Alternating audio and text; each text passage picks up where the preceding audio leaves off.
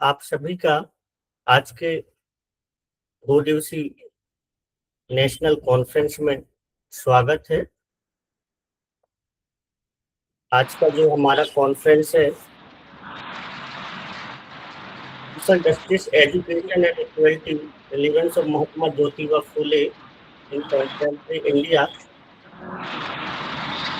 जिसको ऑर्गेनाइज कर रहा है Mahatma Jyotiba Phule Shodhpeeth, social science and management welfare association, research institute of social science and management study, Jabalpur Uttar Pradesh, Radiant group of institution Jabalpur Uttar Pradesh के द्वारा यह कॉन्फ्रेंस आयोजित किया गया है।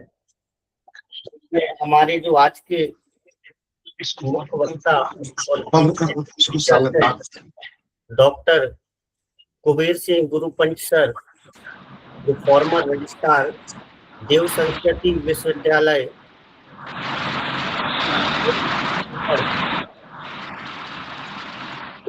और जो हमारे आज के चीफ गेस्ट स्पीकर्स हैं professor doctor N.K. Thapak sir, जो honourable vice chancellor LSE university Bhopal Madhya Pradesh. हमारे जो आज के मुख्य वक्ता है डॉक्टर जितेंद्र कुमार सिंह सर, जो registrar Jharkhand state open university Ranchi Jharkhand से है, जो हमारे एडवाइजरी बोर्ड मेंबर भी हैं। और जो हमारे आज के अतिथि एवं वक्ता है डॉक्टर ऋचा सिंह मैडम, जो assistant professor of law LSE university Bhopal.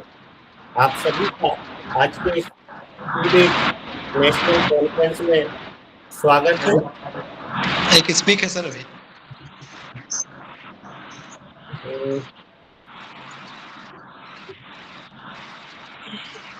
मैं आज के जो हमारे अतिथि वक्ता है डॉक्टर कुबेर सिंह गुरुपंच सर, मैं आपसे जी आप सभी को मेरा नमस्कार। आवाज आ रही है सर? इस विशेष कार्यक्रम में उपस्थित डॉक्टर देवदास सतपाल जी, प्रोफेसर डॉक्टर N.K. थापक साहब, डॉक्टर जितेंद्र कुमार सिंह, डॉक्टर ऋचा सिंह जी, उपस्थित विशेषज्ञगण, आयोजकगण, ब्रजेश कुमार जी, खास करके जो उपस्थित शोधार्थी हैं, आप सभी को मेरा प्रणाम।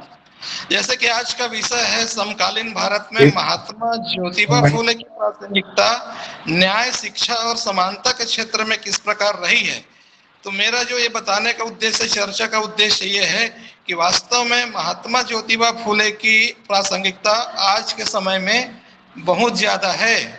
उन्होंने 19वीं शताब्दी में भारतीय समाज में व्याप्त जातिवाद, असमानता और महिला शोषण के खिलाफ आवाज उठाया था।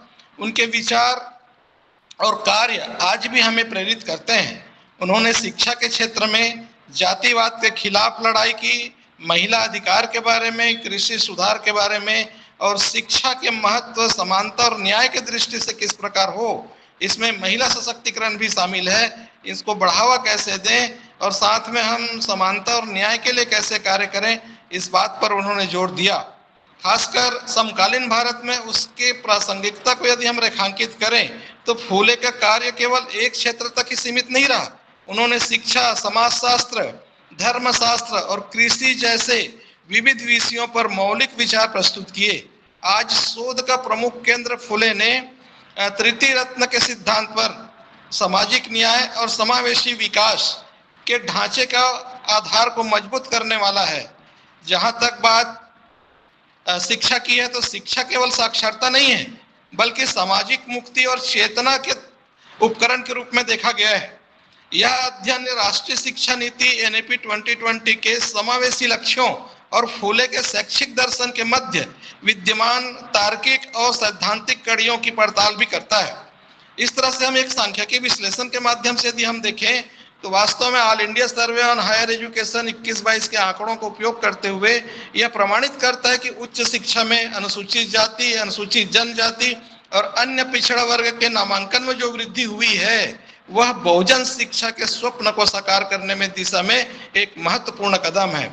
इस तरह इसके अतिरिक्त फूले की कालजयी रचना सेतक न्यासा आसूड़ किसान का कोड़ा के संदर्भ में समकालीन जो उस समय विचार प्रस्तुत किए थे उसका संवैधानिक मूल्यों, स्वतंत्रता, समानता और बंधुत्व के संवाहक हैं जो भविष्य की नीतियों के लिए एक मार्गदर्शिका निर्धारण प्रदान करते हैं। इस तरह से हम देखेंगे तो महात्मा ज्योतिबा फुले एक महान समाज सुधारक थे जिन्होंने 19वीं शताब्दी में भारतीय समाज में व्याप्त जातिवाद, असमानता और महिला शोषण के खिलाफ आवाज उठाई थी। उन्होंने शिक्षा, महिला अधिकार और सामाजिक शोषण, सामाजिक न्याय के लिए काम किया है।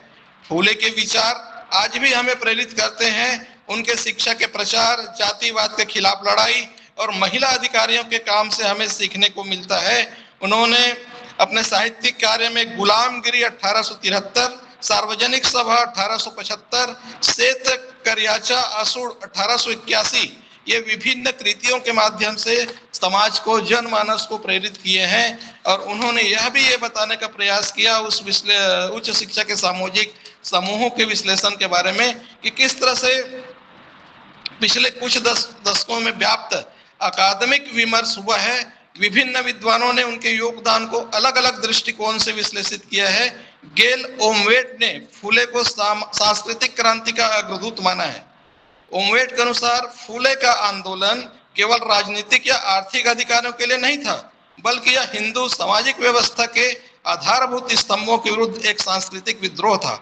उन्होंने फूले के सत्य शोधक समाज को एक ऐसे जन आंदोलन के रूप में देखा जिसने महाराष्ट्र के ग्रामीण अंचलों में चेतना का प्रसार किया और बाद में B.R. अम्बेडकर के आंदोलनों के लिए एक ठोस आधार तैयार किया है। इसी तरह से हम एक और शोध में देखें तो जातिगत विमर्श और औपनिवेशिक आधुनिकता के संबंधों का सूक्ष्म विश्लेषण किया है। ओहेनलान का तर्क है कि फूले ने ब्रिटिश शासन द्वारा लाए गए न्याय और समानता के आधुनिक विचारों का उपयोग अपने समाज सुधार के लिए और जनहित में किया। और यह स्पष्ट करती है कि फूले ने किस प्रकार आत्मसम्मान और पहचान के निर्माण में साधन के रूप में विकसित किया है। इसी तरह से धनंजय कीर द्वारा रचित फूले की जीवनी उनके जीवन के उन व्यवहारिक पहलुओं पर प्रकाश डालती है जहां उन्होंने अपनी पत्नी सावित्रीबाई फूले को शिक्षित कर देश की पहली महिला शिक्षक बनाया। कीर के अनुसार फूले का दर्शनवाद अनुभववाद पर आधारित था। उन्होंने वही लिखा जो उन्होंने भोगा और उन्होंने देखा। समकालीन शोधकर्ताओं ने फूले के कार्यों को इंटरसेक्शनिटी के ढांचे में भी देखा है। सावित्रीबाई फूले और सत्य शोधक समाज की महिला कार्यकर्ताओं के योगदान पर हालिया शोध यह बताते हैं कि इन्होंने जाति, लिंग, वर्ग, शोषण के अंतर संबंधों को बहुत पहले ही पहचान लिया था। आधुनिक समाजशास्त्र में इस इंटरसेक्शनल कॉलोनियलिटी का अध्ययन फूले के विचारों की वैश्विक प्रासंगिकता को सिद्ध करता है। इसके अतिरिक्त आज भी हम देखेंगे कि शोषण के खिलाफ, कृषि संबंधी ग्रीन रिवोल्यूशन की समस्या और समाज में व्याप्त जातिवाद पर भी इन्होंने बहुत अच्छे ढंग से गुणात्मक और मात्रात्मक दृष्टिकोणों से इस शोध को आगे बढ़ाया है। खासकर इसके परिणाम के बारे में हम बात करें तो वास्तव में उच्च शिक्षा में सामाजिक समावेशिता के क्षेत्र में बहुत अच्छी गति से सुधार हुआ है। और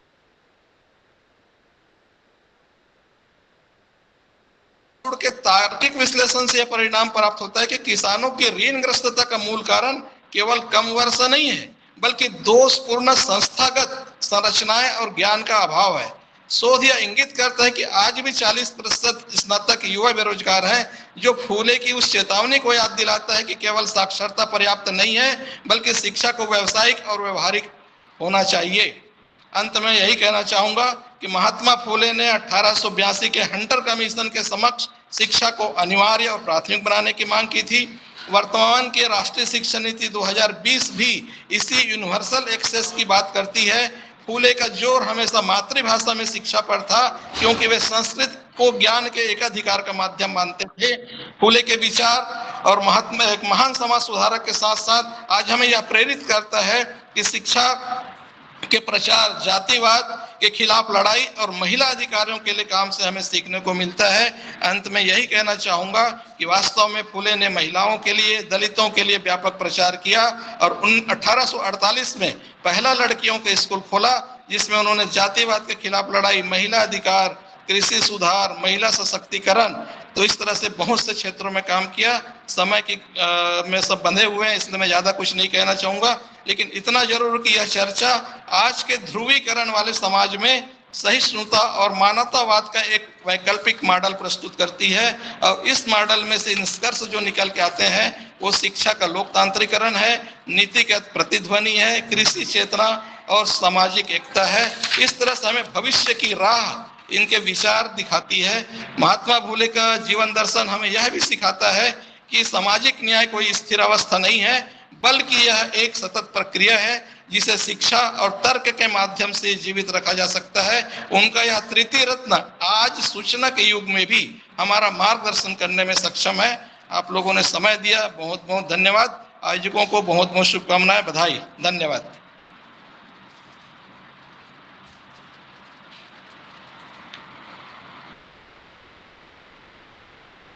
thank you sir, thank you doctor Kuber Singh Gurupant sir.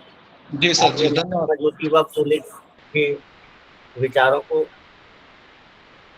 हम सबको संबोधित किया है, उसके लिए मैं आपका धन्यवाद एवं आभार व्यक्त करता हूँ कि आपने हमें समय दिया और आपका मार्गदर्शन हम सबके लिए अत्यंत प्रेरणादायक रहेगा। हम आगे भी आपसे समय समय पे कुछ कॉन्फ्रेंस में हम आपको बुलाते रहें। जी सर, आभार व्यक्त करता हूँ सर। जी आज जो हमारे नेक्स्ट स्पीकर हैं professor L K. Thapak sir, honourable vice chancellor हैं एलएनसीटी यूनिवर्सिटी भोपाल। मैं आपको उद्बोधन के लिए आमंत्रित करता हूं सर। आप हम धन्यवाद सर। करें। सबसे पहले तो मैं आयोजकों को बधाई देना चाहता हूं कि आपने बहुत समसामयिक विषय पर ये परिचर्चा, इस सेमिनार सिंपोजियम के माध्यम से पूरे देश को, भारत के जो विद्वज्जन है उनको एकत्रित किया है। हम भी लाभान्वित होंगे और हम सब एक दूसरे से परिचय प्राप्त करेंगे। और निश्चित तौर पर महात्मा फुले ने अपने पूरे जीवन दर्शन में, मुझे लगता है कि महात्मा फुले का जीवन दर्शन संपूर्ण मानवता के लिए एक उपहार रहा है। आज भारतीय संविधान की हम बात करते हैं, भारतीय संविधान की चाहे फंडामेंटल राइट्स हो, directive principle of state policy हो, महात्मा फुले द्वारा बताए गए रास्ते, उनके द्वारा प्रतिपादित सिद्धांतों को हमारे संविधान में भी उस समय जगह दी गई है। मुझे लगता है कि भारतीय सामाजिक समरसता में महात्मा ज्योतिबा फुले का योगदान न केवल महत्वपूर्ण है बल्कि क्रांतिकारी भी रहा है। 19वीं शताब्दी में जब देश जाति, लिंग और सामाजिक असमानताओं के विरुद्ध जूझ रहा था, उस समय संघर्षरत फुले सामने शिक्षा, समानता और सामाजिक न्याय, भूखे को भोजन, सामाजिक आर्थिक राजनीतिक रूप से पिछड़े, दबे कुचले और शोषित वर्ग को आत्मनिर्भरता प्रदान करने की दिशा में जो शिक्षा को एक माध्यम बनाया, वो निश्चित तौर पर काबिल तारीफ रहा है। आज के समकालीन भारत में उनके विचार उतने ही प्रासंगिक हैं जितने उस 19वीं शताब्दी के प्रारंभ में थे। मुझे लगता है कि आज सामाजिक समरसता की हम बात करते हैं, सामाजिक न्याय की बात करते हैं, पिछड़ेपन की बात करते हैं, जितने भी प्रोविजंस हमारे संविधान में हैं, आज हमारा पूरा देश जिस संविधान की चर्चा करता है उसके मूल रूप में मुझे लगता है कि अंबेडकर साहब के पहले फुले साहब का ज्यादा योगदान रहा है। जातिगत भेदभाव का मामला हो, दलित, पिछड़े वर्ग, आदिवासी समुदायों की रक्षा का जो बीड़ा फुले साहब ने उठाया, निश्चित तौर पर आज हमारा भारत स्वतंत्र रूप से जिस आदिवासी आरक्षण की बात करता है, जो अनुसूचित जाति जनजाति के आरक्षण की बात करता है, निश्चित तौर पर उनके द्वारा देखे गए उस जमाने के जो दिवा स्वप्न है वो आज कारगर हो रहे हैं। आरक्षण नीति और सामाजिक समावेशन की आवश्यकता, समान अवसरों की स्थापना, फुले जी के विचार आज भी सामाजिक न्याय की नीति और आंदोलनों का आज भी आधार है। जब कभी भी आप देखते हैं कोई प्रोटेस्ट होता है, आंदोलन होता है, हम लोग खड़े होते हैं, तो कहीं ना कहीं उनके द्वारा जो सोची गई उस समय की मानसिकता रही है, उसके कारण ही आज हम आगे बढ़ रहे हैं। गरीबी, अशिक्षा, अज्ञानता, सामाजिक, राजनीतिक, आर्थिक कारणों से जो व्यक्ति भी दबे कुचले थे, उनको उन्होंने एक राह दिखाई और उसका आधार बनाया शिक्षा।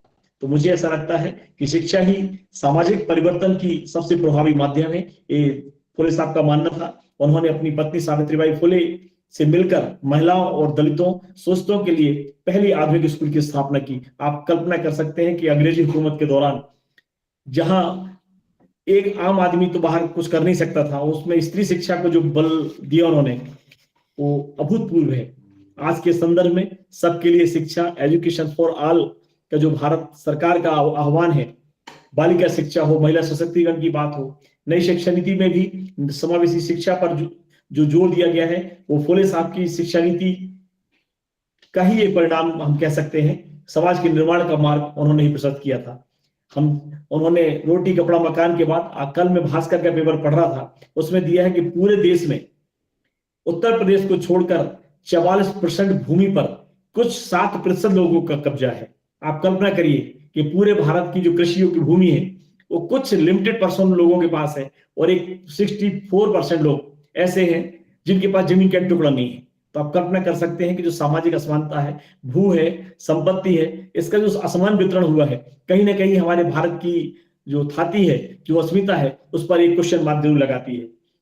फुले जी ने जाति, धर्म और लिंग के आधार पर होने वाले भेदभाव का विरोध किया, मानव समानता की बात वकालत की।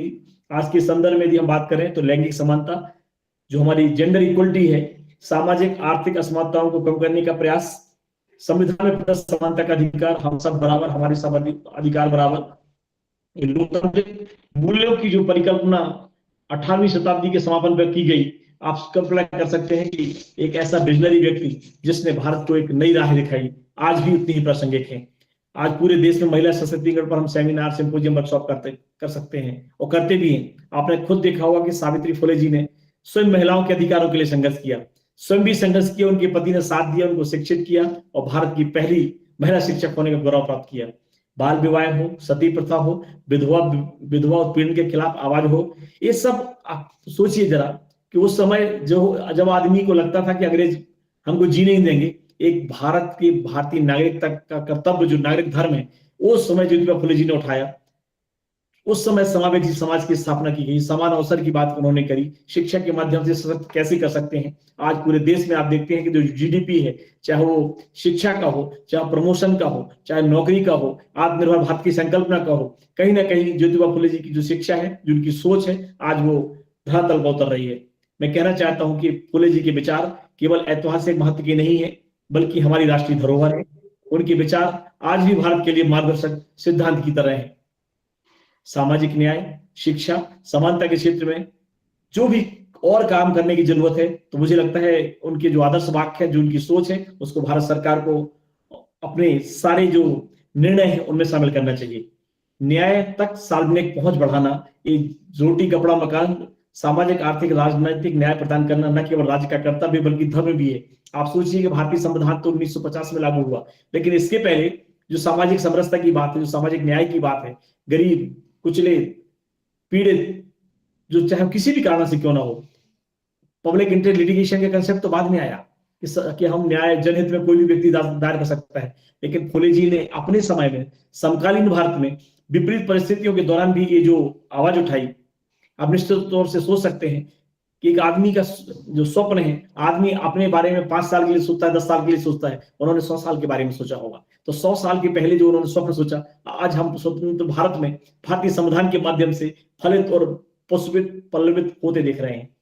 शिक्षा का प्रसार महिलाओं के लिए, बालिकाओं के लिए, उनकी पत्नी के माध्यम से उन्होंने बहुत सारे काम करे हैं।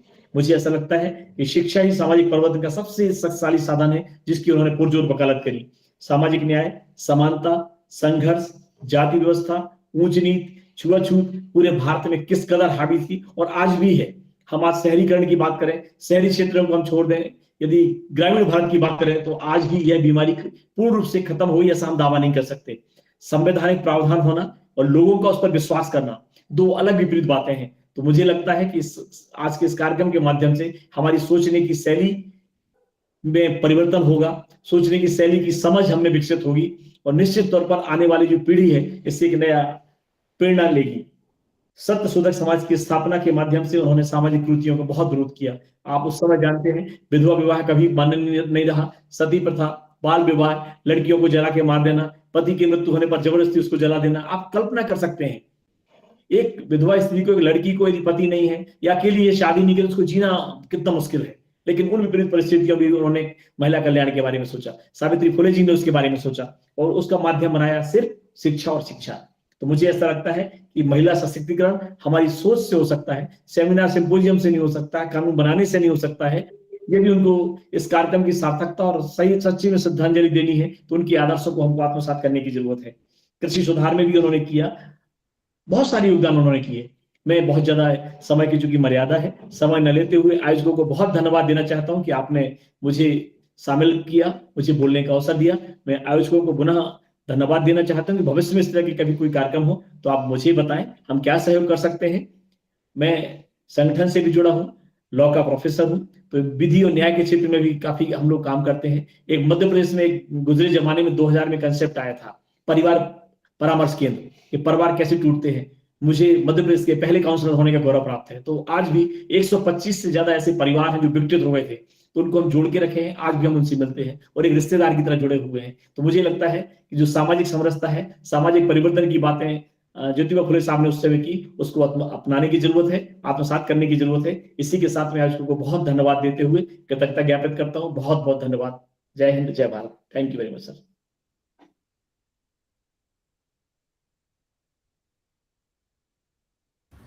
Thank you sir, thank you Thapak sir.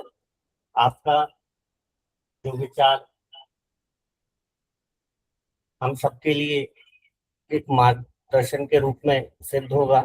आपने हमें समय दिया, व्यस्तम समय में भी आप हमसे जुड़े, इसके लिए मैं आपका अत्यंत आभारी भी हूँ सर। कि आप अभी एक दूसरा लेक्चर भी आपने बोला, फिर भी आप हमसे जुड़े।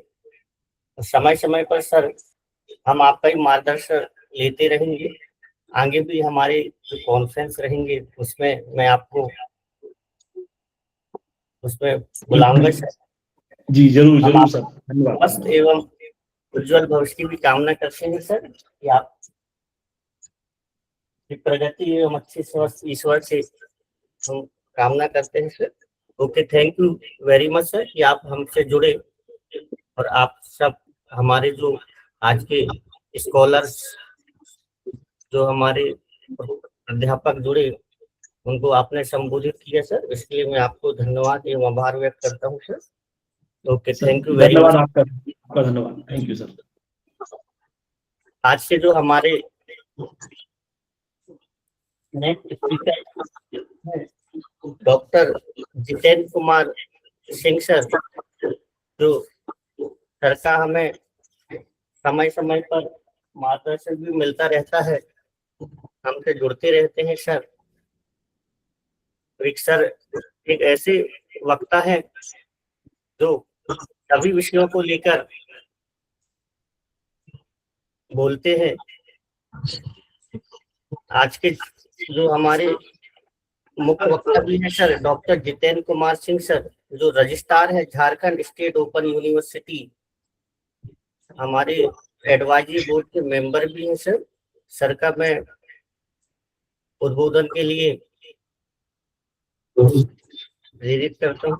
आप हमारे जो स्कॉलर्स और जो हमारे अन्य प्राध्यापक जुड़े हुए हैं, उनका आप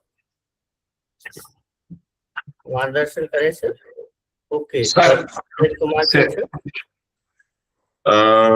सर्वप्रथम ब्रजेश जी, जो आज के इस कार्यक्रम का संचालन भी कर रहे हैं, और पर्दे के पीछे आपका जो लेखा जोखा रहता है उसको शब्दों में नहीं बयां किया जा सकता है। और सबसे पहले ब्रजेश जी, आपको कोटि कोटि वंदन, अभिनंदन, बहुत बहुत आभार। क्योंकि समय समय पर, क्योंकि अप्रैल का महीना जब मैं देखता हूं तो दुनिया के एक से बढ़कर एक लोगों का जयंती, वह जयंती जो 200 साल बाद भी वर्तमान समय के लिए उतना ही प्रासंगिक है, उन सब मुद्दों को लेकर जब आप इन विषयों का चयन करते हैं तो निश्चित रूप से यह पूरे भारतवर्ष के लिए नहीं, पूरे विश्व के लिए प्रेरणा स्रोत बनकर निकलेगा। तो सबसे पहले 2 दिवसीय राष्ट्रीय सेमिनार में देश के विभिन्न हिस्सों से विद्वत जन जुड़े हैं, मैं उनका हार्दिक स्वागत करता हूं, अभिनंदन करता हूं। और देख पा रहे हैं कि लगभग कई एक जगहों से, कई एक विश्वविद्यालयों से, देश के प्रमुख लोगों में से आप एक हैं जो इस कार्यक्रम में जुड़े हैं। तो इसका पूरा श्रेय मैं ब्रजेश जी को देता हूं, उनकी पूरी टीम को देता हूं, आभार व्यक्त करता हूं। आभार व्यक्त इसलिए भी करता हूं कि अभी पूर्व के वक्ता प्रोफेसर N.K. थापक सर, जो कुलपति हैं या थे, उन्होंने अपना समय दिया, उन्होंने अपना बहुमूल्य विचार दिया। और कुबेर सिंह जी हमारे हर एक कार्यक्रम में लगभग ये हमारे साथ रहते हैं, मैं उनको हृदय से आभार व्यक्त करना चाहूंगा, कुबेर सर। और भी भूप सिंह गौर हैं, डॉक्टर रीचा मैडम है, मैं सभी विद्वत जनों का हार्दिक स्वागत, अभिनंदन करता हूं। और ये जो 2 दिवसीय सेमिनार है, यह सेमिनार मैं यादगार के रूप में इसको बनाना चाहता हूं कि आज की जो प्रासंगिक चीजें हैं, वर्तमान समय में जो चीजें हम देख रहे हैं, मेरे साथ जुड़े हैं सोनू कुमार जी, जर्नलिस्ट है। अक्सर हम अपने इनको, मैं जब सामने देखता हूं तो मैं अपने आप को रोक नहीं पाता हूं। बहुत अच्छे लर्नर, क्योंकि बोलने वाला बोलता है, और सबसे महान व्यक्ति वह है जो आसानी से कम पढ़े लिखे लोगों की बात को सुन सकता है, समझ सकता है। तो आपका विशेष रूप से आभार। तो इसमें महात्मा ज्योति फुले के जो इस कार्यक्रम में जिनका सहयोग social science management welfare association, research institute of social science management studies, recent group institution Jabalpur, यानी पूरे समग्र भारत का कंसेप्ट इसमें है। और हमारे पूर्व वक्ता ने जो महत्वपूर्ण बिंदु पर जो बात की, हम थोड़ा सा लीक गाड़ी चले, लीक छाड़ी चले, शायर शेर कपूत। तो आज वैसे महात्मा, आज वैसे विद्वत जनों, आज वैसे समाज सुधारक, आज वैसे मार्गदर्शक की आज हम लोग चर्चा करें। सिर्फ चर्चा ये घंटा 2 घंटा तक नहीं, इसको अपने मानस पटल पर उतारने की जरूरत है कि ज्योतिबा फुले ने जो विचार, जो संदेश, जो अपने बातों से, कि एक बात मैंने बताया ना कि लीक से चलकर, लीक से हटकर चलना है। तो हटकर कैसे चलेंगे? हमारे यहाँ हजारों हजार मनुष्य एक मिलते हैं, उनके विचार अलग। हमारे यहाँ जो सबसे ज्वलंत मुद्दा आज नहीं, 200 साल पहले, 1000 वर्ष पहले भी भेदभाव, छुआछूत, बड़ा छोटा, गरीब अमीर, ऊंच नीच, जात पात, उससे अपने आप को अलग रखने का एक सबसे बड़ा विश्वविद्यालय, सबसे बड़ा विद्यालय, सबसे बड़ा महाविद्यालय, कि हमको खुद से जाति न पूछो साधु का, पूछ लीजिए ज्ञान, मोल करो तलवार का, पड़ा रहने दो म्यान। तो बड़ा वह है, बड़े बड़ाई ना करे, बड़े न बोले बोल। तो बड़ा शख्सियत वह है जो आज दुनिया में नहीं है। 200 साल बाद भी आज उतना ही सम्मान और सैल्यूट के साथ पूरे भारतवर्ष में हम उनकी जयंती को मना रहे हैं। जयंती को इसलिए मना रहे हैं कि गुजर जाने के 200 साल बाद भी आज इनकी जरूरत है, इनके सिद्धांतों की जरूरत है, इनके व्यवहारों की जरूरत है, इनके चिंतन मनन को अपने आप आत्मसात करने की जरूरत है कि कौन सी चीज है, कौन सा ऐसा चीज है जो हम अपने जीवन में उतारे। तो जितनी अच्छी चीजें हैं, सारी चीजों का अनुकरण करने की जरूरत है। वह अनुकरण कैसे? तो वह शिक्षा के माध्यम से, वह स्वास्थ्य के माध्यम से, वह कृषि के माध्यम से, वह समाज कल्याण के माध्यम से। तो हम सब मिलकर उस निचोड़ पर चलें कि कुछ भी हो जाए, किसी भी तरह का हम किसी के साथ किसी भी प्रकार का कोई भेदभाव ना करें। ये प्रॉमिस लेने की जरूरत है कि आज मनुष्य योनि में अगर हमारा जन्म हुआ है तो हम सब एक है, इसमें कोई बड़ा नहीं है, कोई छोटा नहीं है, सभी बराबर है, सभी के धमनियों में एक समान रक्त का प्रवाह होता है। इसीलिए इनके जीवन, इनकी जयंती को सार्थक बनाने के लिए सबसे ज्यादा जरूरत आज इस बात का है कि हमको अपने कथनी और करनी, हम जो बोलते हैं, हम जो करने की बात सोचते हैं, उसको अपने जीवन में अमल करने की जरूरत है। क्या करने की जरूरत है? आत्मसात करने की जरूरत है कि आज से मैं प्रण करता हूं, आज इस संगोष्ठी के बाद से मैं प्रण करता हूं कि हमारे भीतर में जो गिला शिकवा, जो ईर्ष्या, द्वेष, ग्लानि इत्यादि है, हम उससे अलग हटकर पूरे संसार को एक रूप में देखना चाहते हैं, पूरे भारतवर्ष को एक सूत्र में देखना चाहते हैं, हम सबका विकास चाहते हैं, हम सभी पढ़े, सभी पढ़े, हम इसकी बात करना चाहते हैं। तो इसके लिए क्या करना पड़ेगा? पुरजोर मेहनत करने की जरूरत है। पुरजोर मेहनत कैसे होगी, कैसे कर सकेंगे? तो आप जिस फील्ड में हैं, जहां पर है, जी जान से मेहनत करना है। और हम लोग बोलते हैं ना, अभी एक हमारे कुलपति महोदय अभी तुरंत गए,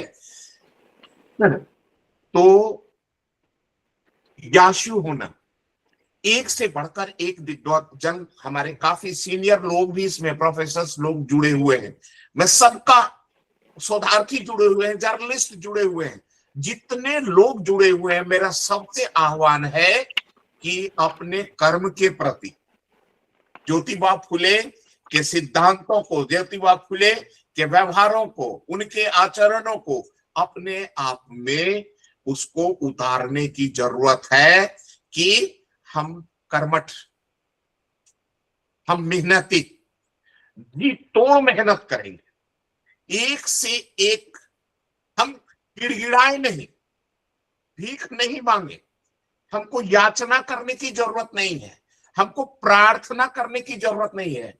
हम ईश्वर से प्रार्थना करते हैं कि हमें स्वस्थ रखो, हम मेहनती बने, संगठित होकर के रहें, उसमें किसी भी तरह का भेदभाव ना हो। तो यदि इन सब चीजों को लेकर आप चलेंगे तो निश्चित रूप से आपका जो गंतव्य, आपका जो जहां जाना चाहते हैं, ये तो एक शिक्षक, एक मार्गदर्शक, एक चिंतक, एक समीक्षक, इस दृष्टिकोण से आप देखेंगे, सभी जगह ज्योतिबा फुले खरे उतरेंगे। यानी मैं कोई बात ऐसा नहीं कह रहा हूं कि अलग से कुछ थोप नहीं रहा हूं, जो मैंने समझा, जो मैंने जाना, जो मैं देख रहा हूं कि हाय रे, यही मेरा समाज, इसी की कामना ज्योतिबा फुले ने किया। क्यों आपस में एक दूसरे से नफरत कर रहे हैं, क्यों भेदभाव कर रहे हैं, क्यों दलित और इत्यादि की बात कर रहे हैं? सभी बराबर है, सभी इक्वल है। तो निश्चित तौर पर इसको वैसे करने की जरूरत है, हर स्थिति में, कि हम इसको कैसे आगे बढ़ा सकते हैं। आगे बढ़ाने के लिए बस बीसी सर को बोल दो कि आज सर एक क्लास चल रहा है उनका, क्षमा चाहेंगे, एक मेरा कुलपति महोदय का फोन आ रहा था, रुकावट के लिए खेद है मित्रों। सभी विद्वान साथियों से मैं पुनः एक बार क्षमा याचना चाहूंगा। और समस्या का समाधान, हम सिर्फ और सिर्फ समस्या खड़ा करना मेरा उद्देश्य नहीं है, हमको समाधान चाहिए। We want to solution. Solution कैसे होगा? हम सिर्फ और सिर्फ समस्या सामने वाले लोगों के सामने ले जाकर के रखते हैं, सर ऐसा हो गया, समाज में ऐसा हो गया, ऐसा नहीं। हम उसको सॉर्ट आउट कैसे करेंगे, हम उसका समाधान कैसे करेंगे? तो मेहनत पहला, दूसरा धैर्य के साथ काम करना, सबकी बात को सुनना और उसका समाधान करना। तो हमारे समाज में जो समस्याएं हैं, वो समस्या का हम इमीडिएट, तुरंत हम समाधान ढूंढते हैं। तो समाधान ढूंढेंगे मिलजुल कर। दुनिया में समस्या है, समस्या नहीं है तो हम हैं ही नहीं। हम लोग बोलते हैं ना कि बहुत लॉट ऑफ प्रॉब्लम्स, जहां समस्या है समाधान वही है। जहां पर चैलेंज है, चैलेंज को चैलेंज के रूप में लेना है। हम उसमें भी संभावना देखेंगे कि नहीं, ये भी, इसमें भी बहुत बढ़िया चीज हो सकता है। हर हमेशा बढ़िया करना है, हमेशा जिज्ञासु होना है। अपने मन में कहते हैं ना कि बड़ा व्यक्ति वही है, जिज्ञासु वही है जो अध्ययन करता है, अध्यापन करता है, समाज के लिए सोचता है। सिर्फ शोषित दलित इत्यादि की बात ना करें।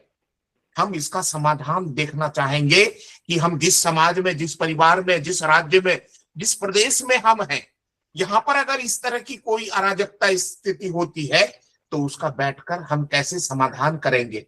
निश्चित रूप से यदि इस तरह का मन में घूमते रहेगी बात, तो उसका समाधान हम निकाल पाएंगे। और हमेशा चिंतन बेटा पढ़ने से नहीं होगा मेरे विद्वान मित्रों, फ्रेंड्स। सिर्फ पढ़ने और अध्यापन से नहीं चलेगा, चिंतन मनन करना होगा। जो समाज को देख रहे हो, हम इसको बेहतर कैसे कर सकेंगे, तो बेहतर के लिए हमारे पास प्लानिंग होनी है। हमको अपने विचारों से लोगों को अवगत करना पड़ेगा। किसी दूसरे को बताने से पहले वो हमको करके दिखाना होगा। फ्रेंड्स, ये खुद से कि नहीं ये परिवर्तन होगा, नहीं करके दिखाएंगे। हम दूसरों से उम्मीद भी नहीं करते, हम परिवर्तन करके दिखाएंगे। मित्रों, और भी इस तरह के हैं कई एक सवाल जवाब यदि हम करते हैं तो उससे मेरा ज्ञान बढ़ता है। लोग बोलते हैं ना कि शिक्षकों से प्रश्न वही लड़का पूछता है जिसको अलग से ज्ञान होता है। तो समाज में हमेशा लोगों को ज्ञान देने की जरूरत है। आपसी जो मनमुटाव होते हैं, आपसी जो बेमनस्य होते हैं, वो तमाम चीजों की जानकारी अपने समाज में देने की जरूरत है। और बेहतर समाज, बेहतर घर और परिवार जो हमारा बिगड़ता चला जा रहा है, हम एकल परिवार की ओर जो बढ़ रहे हैं, हमारे सोच को बदलने की जरूरत है। सोच बदलो, सब कुछ बदल जाएगा। दृष्टि बदलो, देश बदल जाएगा। सिर्फ आरोप लगाना मेरा काम नहीं है, वो करके दिखाना है। कैसे करेंगे, उसके लिए मैंने बताया कि उसके लिए प्लानिंग करना है। कि देख रहे हैं हमारे यहाँ महिलाओं का अत्याचार और नहीं पढ़ने की प्रथा में उससे अलग हटकर कि आज भी वो सुरक्षित नहीं है, तो क्यों नहीं ज्योति बाबू फूले का सिद्धांतों का अक्षरशः पालन क्यों नहीं हो रहा है, किस जगह पर क्यों नहीं हो रहा है, इसके लिए जिम्मेवार क्यों।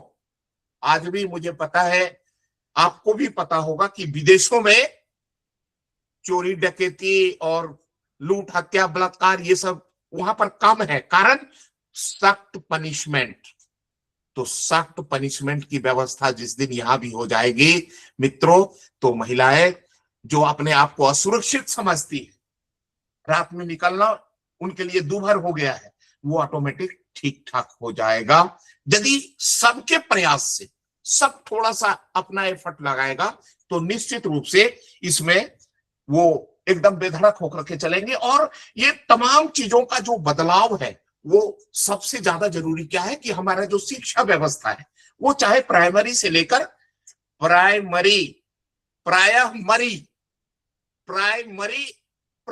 मरी इसको एकदम अक्षरशः सत्य करना होगा कि हमारी जो बुनियाद उसको मजबूत करना है। यदि बुनियाद हमारी अच्छी होगी तो हायर एजुकेशन निश्चित रूप से अच्छा होगा। तो निश्चित तौर पर हमारी शिक्षा व्यवस्था, खास करके महिलाओं की जो शिक्षा व्यवस्था, उनको जबरदस्त मजबूत करने की जरूरत है। यदि मजबूत हो जाएगी तो निश्चित रूप से, चूंकि बच्चे का सर्वांगीण विकास अगर कहीं होता है तो वो हमारी बहनें करती है, हमारी माँ करती है, हमारी पहली पाठशाला भी वही। इसलिए ज्योतिबा फूले ने अपने सहगामिनी के साथ मिलकर के एक जबरदस्त स्कूल खोला कि नहीं, महिलाएं जब तक शिक्षित नहीं होंगी, महिलाओं का जब तक विकास नहीं होगा, हम उन्नत राष्ट्र की कल्पना कदापि नहीं कर सकते।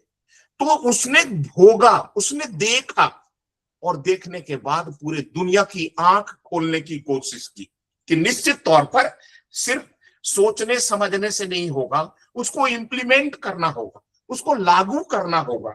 और जब आप लागू करेंगे, कल तक प्रतिबंध था, तो एकाएक यदि उसको आप चालू करना चाहेंगे तो निश्चित रूप से विरोध होगा।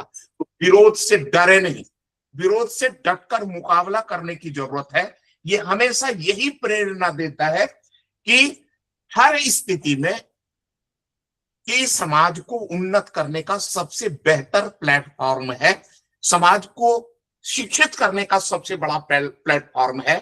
हमारे बच्चे, हमारी महिलाएं, हमारी माँ, हमारी बहनें, सबको स्कूल ले जाने का काम करें, सबको समाज के बारे में बताएं, सबको। आज जो ये नैतिक शिक्षा की बात करते हैं, हमारा नैतिक पतन होता चला जा रहा है, उसको फिर से सिलेबस में लाया जा रहा है। क्यों नहीं हम माँ को यह बताएं कि चूंकि ज्यादातर बच्चे माँ से लिपटे रहते हैं, और माँ अगर अच्छी हो जाए, हम लोगों के यहाँ कहते हैं ना कि जिसका घर के माँ का संस्कार अच्छा होता है, उसका परिवार निश्चित रूप से अच्छा होगा। तो सबसे ज्यादा जरूरी ज्योतिबा फूले का जो सिद्धांतों को अगर हम लेंगे, तो महिलाओं की शिक्षा, महिलाओं की चिकित्सा, महिलाओं के अन्य रोजगार में इक्वल भागीदारी का यदि हिस्सा देंगे, तो निश्चित रूप से उसका प्रभाव, उसका असर हमारे बच्चों पर एकदम आपको दिखाई पड़ेगी। इसलिए विद्वान मित्रों, महिलाओं के साथ कोई भेदभाव नहीं, महिलाओं के साथ उतना ही, वो समान अधिकार की बात मैं करता हूं, समानता की बात मैं करता हूं, हम विसंगतियों से दूर रहने की बात मैं करता हूं। उनको भी उतना ही हक चाहिए। कदम से कदम मिलाकर चलो। कहते हैं ना कि सीढ़ियां उनके लिए है जिनको ऊपर चढ़ना है, तो उनको जागृत करना है, उनको प्रेरित करना है, उनको मोटिवेट करना है कि आप दुनिया में मूल चूल परिवर्तन कर सकते हैं। तो आज यदि इस चीज का एहसास उनको हो जाएगा, तो निश्चित रूप से जहां तक हम जाना चाहते हैं, जहां तक मेरा लक्ष्य है, हम उस लक्ष्य तक अवश्य पहुंचेंगे। और जहां तक बात हम करते हैं कि समाज में जो बुजुर्गों की स्थिति है, ज्योतिबा फूले ने यह भी चर्चा की कि पहले जो बुजुर्गों की स्थिति थी और वर्तमान समय में प्रासंगिकता 200 साल के बाद आज जो बुजुर्गों की स्थिति है, मित्रों, हम अपने दादा दादी के साथ नहीं रहते, हम अपने नाना नानी के साथ नहीं रहते, हम अपने बुजुर्गों से दूर रहना चाहते। हमारा कंसेप्ट एकल परिवार की ओर बढ़ता चला जा रहा है। तो मित्रों, आज मैं नौजवान हूं, आने वाला 10 साल में जो आज बच्चे हैं, कल पिता बनेंगे, कल वो बुजुर्ग बनेंगे, कल आपके साथ भी वैसा होगा।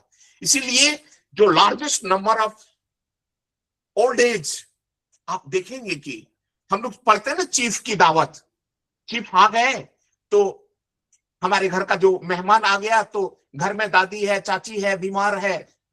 अरे बीमार, बुढ़ापा ही अपने आप में एक बीमारी है, तो वो नेचुरल है, होना है सबके साथ, मेरे साथ भी होगा, मैं भी बूढ़ा हो जाऊंगा, तो हमारे बच्चे भी क्या मेरे साथ ऐसा ही करेंगे? मित्रों, आज आप जैसा करेंगे, जैसा फसल बीज डालेंगे, वैसा आपको काटना पड़ेगा। आज पूरी दुनिया उसको काट रही है। इसलिए मैं छोटी मुंह बड़ी बात नहीं कहना चाहता हूं। आज ज्योति बाबू के सिद्धांतों को, फूले के सिद्धांतों को अगर पूरे दुनिया में एक सिद्धांत मात्र को लेकर के हम शिखर तक जा सकते हैं, ऊंचाई तक जा सकते हैं। यह सिर्फ इतिहास के पन्नों तक की बात नहीं है मित्रों, उसको अपने आप में लाने की जरूरत है। अपने आप में नौजवानों से मेरा विशेष रूप से होगा कि जो मेरा समाज, हाय रे, यही मेरा समाज था, यही मेरा नौजवान है। क्योंकि पूरी दुनिया आपके कंधों पर, पूरी दुनिया आपके इशारों पर, तो जो बुजुर्गों का, दलितों का, वंचितों का, उपेक्षितों का, महिलाओं का जो स्थिति है, उस पर एक बार पुनः विचार किया जाए। और ज्यादा क्या, फिर हम लोग मिलते रहेंगे। ब्रजेश जी को विशेष रूप से मैं धन्यवाद देना चाहूंगा। और कल 2-3 दिन के बाद फिर एक ऐसे शख्सियत की बात हम लोग करेंगे जो पूरे दुनिया के लिए वो मिसाल कायम करते हैं, भीमराव अंबेडकर। यानी एक से बढ़कर एक हमारे समाज सुधारक, एक से बढ़कर एक हमारे चिंतक। किनकी बात करेंगे? हमारे यहाँ चिंतकों की कमी नहीं है, हमारे यहाँ दार्शनिकों की कमी नहीं है, हमारे यहाँ महापुरुषों की कमी नहीं है, हमारे यहाँ एक से बढ़कर एक चिंतक बने हैं, दार्शनिक बने हैं, साहित्यकार बने हैं, समाज सुधारक बने हैं, समाज सेवी बने, जो दुनिया की तमाम चीजों को अपने माथे में रखकर हमारे यहाँ एक से बढ़कर एक नीलकंठ पैदा हुए। तो मित्रों, आज इतना ही। आप लोगों ने मेरे जैसे लोगों के साथ शांतिपूर्वक, धैर्यपूर्वक आपने मेरी बात को सुना, इसके लिए हृदय से आभार, कोटि कोटि वंदन। हम देश के प्रबुद्ध जनों से सबसे मेरा आग्रह होगा कि जो मेरी बात अच्छी लगी होगी उसको आप पूरी दुनिया तक ले जाएंगे, जो चीज आपको कहीं खराब लगा होगा उसको फिर मुझे वापस कर देंगे।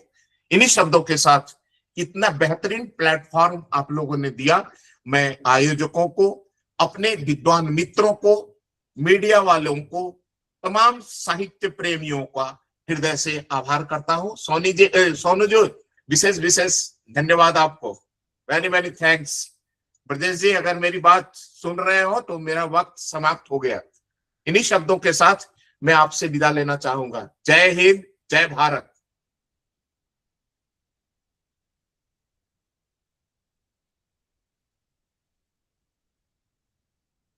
Sir, Brajesh sir. Sir, sorry, sir, technical problem. I am Dr. Devidas Sakpal, Director of Study Circle.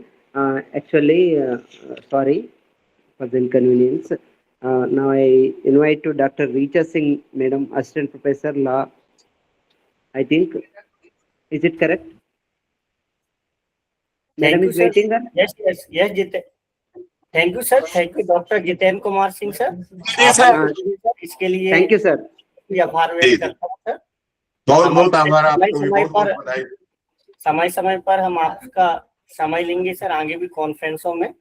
बिल्कुल सर, हमारा हमसे जुड़े सर, इसके लिए मैं आपका धन्यवाद एवं आभार व्यक्त करता हूँ सर। आपको भी बहुत बहुत आभार, बहुत धन्यवाद। देवीदास सकपाल सर जुड़ चुके हैं, कुछ टेक्निकल इशू से जुड़ने। Extremely sorry, yes, sir.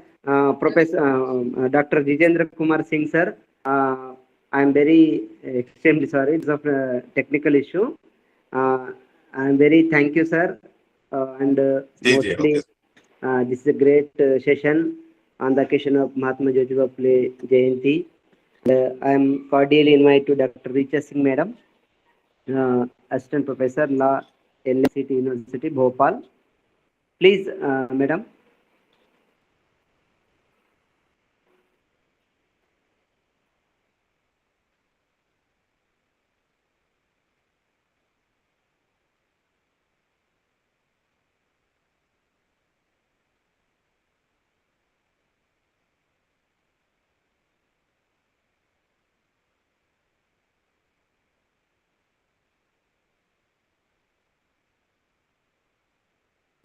Ma'am, आपके वॉइस बंद है क्या ऋचा मैम?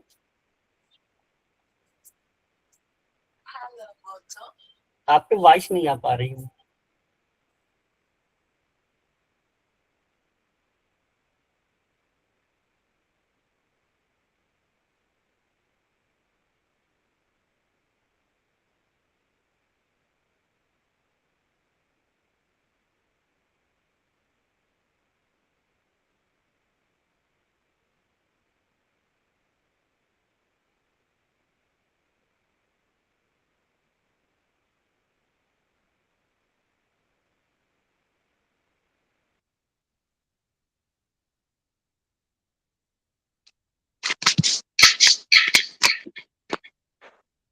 सर, अभी आई voice? Yes madam, yes. Okay sir. Sir, thank you Brajesh sir. आपने मुझे एक ऐसा प्लेटफॉर्म दिया है जहाँ पे मैं सारे लोगों को सुन सकती हूँ और उनके विचारों को एक्सेप्ट कर सकती हूँ।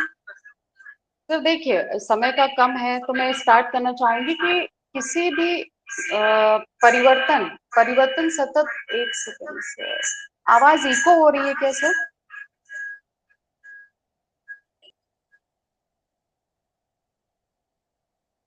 हेलो। Most primary बोलिएगा। Yes, madam, you are audible.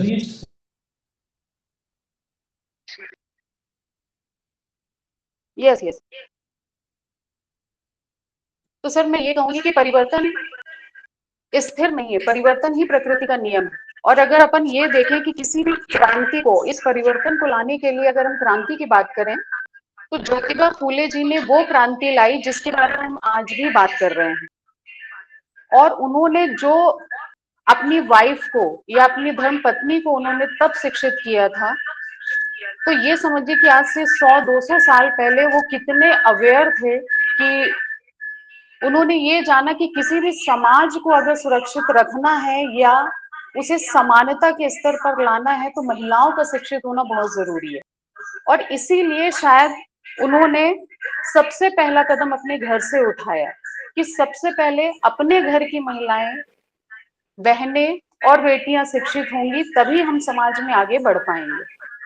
और रही आज संविधान की बात, क्योंकि आज का मोटिव या टॉपिक ही है सामाजिक न्याय, शिक्षा और समानता, तो शिक्षा के बारे में अगर बात करें तो शिक्षा ही वो एक ऐसा दृढ़ हथियार है जो कहीं ना कहीं समाज को एक विकास के स्तर पर, एक विकासशील देश के रूप में वो उसे बढ़ावा देता है। और इसलिए अगर हम ये कहें कि शिक्षा के लिए संविधान ने हमें हर प्रकार से समानता का अवसर दिया है। सरकार ने, चाहे वो 14 साल तक के बच्चों को मुफ्त शिक्षा हो, उन शिक्षा का बढ़ावा देने के लिए उन्हें स्कॉलरशिप प्रोवाइड कराई जाती है, उन्हें स्कॉलरशिप प्रोवाइड कराई जाती है, उन्हें साइकिल, कॉपी, किताब, और अमीर और गरीब का फर्क हटाने के लिए एक यूनिफॉर्म का कॉन्सेप्ट लाया कि चाहे वो किसी भी तबके का व्यक्ति हो, किसी भी स्तर का व्यक्ति हो, अगर वो साथ में बैठ के शिक्षा ग्रहण कर रहा है तो उसके लिए शिक्षा के लिए, समानता के लिए उसको एक यूनिफॉर्म ही लाना पड़ेगा। कहने के लिए स्कूल या कॉलेज की एक यूनिफॉर्म होती है, लेकिन आप इससे ये देखिए कि कहीं हम इससे ये नहीं देख सकते कि उस सामने वाले व्यक्ति का स्तर क्या है या हमारा स्तर क्या है। तो सबसे पहले एक यूनिफॉर्म कितनी इंपॉर्टेंट है जो सरकार ने हमें प्रोवाइड करी है। अब अगर हम ये देखें तो समानता क्या है, संविधान ने हमें सारे समानता दी है, चाहे वो शिक्षा के माध्यम हो, चाहे नौकरी का माध्यम हो, सबको समान अवसर मिलेगा। प्रमोशन में भी समानता अब तो आ चुकी है, लेकिन आप ये देखिए इस समानता को इम्प्लीमेंट कराने के लिए जिन व्यक्तियों को रखा गया है, समस्या कहाँ है? शिक्षा का आज स्तर बढ़ चुका है, आज हम शिक्षा के उस स्तर पर जा चुके हैं जहां पे AI तक आ चुका है और आसानी से आप सारी चीजें एक क्लिक में आप किसी भी फील्ड के बारे में आसानी से जान सकते हैं, लेकिन उसका मिसयूज भी है। तो कहते हैं समाज में अगर विकास की गति तेज है तो उसके साथ साथ पतन की भी गति उसके साथ ही चलती है, या अपराध की भी गति उसी के साथ चलती है। अगर हम ये देखें कि हमें एक बटन से हर फील्ड के बारे में जानकारी मिल सकती है, तो आप ये देखिए कि उस एक क्लिक से भी बम बनाने की भी जानकारी हमें मिल सकती है।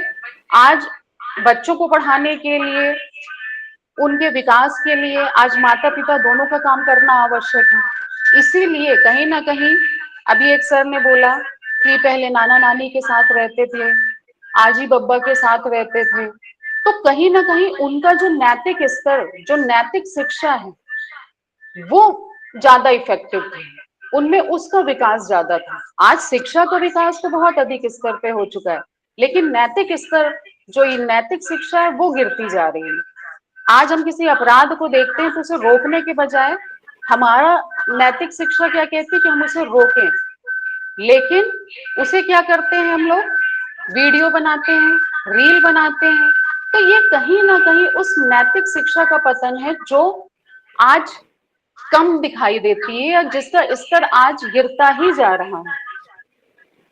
अब अगर अपन ये देखें कि समाज में शिक्षा भी है, फूले जी ने तब ये बोला था कि अगर शिक्षा को बढ़ावा दिया जाए तो हमें ऐसा नहीं लगता कि कोई भी वर्ग, कोई भी जाति, कोई भी धर्म जो है उसको खत्म किया जा सकता है। तो शिक्षा आज तो सही है। अब आते हैं समानता।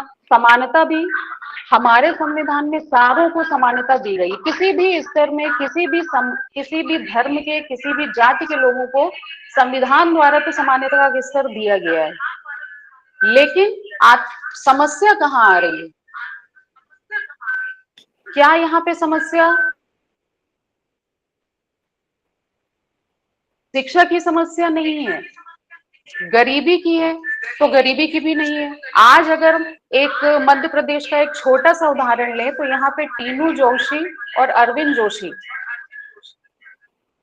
का अगर घोटाले की बात करें तो उन्होंने 41.87 करोड़ रुपए का उन्होंने घोटाला किया था, ठीक है। और अगर भारत के परिप्रेक्ष्य में अगर बात करें तो हर्षद मेहता जो हैं वो शायद 1990 का केस है वो घोटाला, जिसमें उन्होंने 400 से 500 करोड़ तक का घोटाला किया था।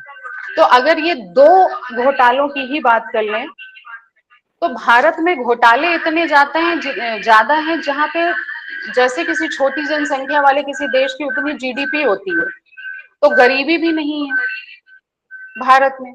तो समस्या कहाँ आ रही? समस्या यहाँ आ रही है कि जो उसको इम्प्लीमेंट करा रहे हैं, सरकार का काम है सुविधाएं देना, पॉलिसी बनाना, कानून बनाना, लेकिन उस कानून को पहुंचाने का काम जो किया जाता है, कभी अभी आप देखिए पुलिस वाले हैं, मैं किसी को पर्सनली इंडिकेट नहीं कर रही हूँ, लेकिन अगर आप ये देखें कि हर वो व्यक्ति, हम भी समाज में, हर व्यक्ति का समाज में कुछ ना कुछ योगदान रहता है, चाहे वो किसी भी स्तर का व्यक्ति क्यों ना हो, चाहे वो सफाई कर्मी क्यों ना हो, चाहे वो शिक्षक ही क्यों ना हो।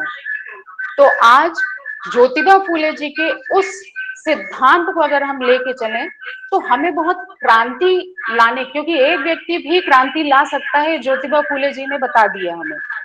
तो हम अगर आज उनकी एक चीज को हम ये सोचें कि समाज में हम जो दे रहे हैं उसमें एक समाज सेवा के रूप में उसका योगदान करें। बहुत बड़ा योगदान देने की जरूरत नहीं, अगर हम शिक्षक हैं तो हमें ऐसे स्तर पे शिक्षा को रखना चाहिए, ऐसे बच्चों को लेके चलना चाहिए जो कहीं ना कहीं पिछड़े रूप से ऐसे हैं, उनको बढ़ावा देना चाहिए। तो समाज में अपने अपने योगदान को अगर हम सही ईमानदारी और सही तरीके से अगर इम्प्लीमेंट करें तो हमें लगता है कि आज सामाजिक न्याय जो है उसका स्तर भी बढ़ सकता है। तो अपनी वाणी को विराम करते हुए मैं स्टॉप करती हूँ अपनी speech. Thank you so much Devash sir and Brajesh sir.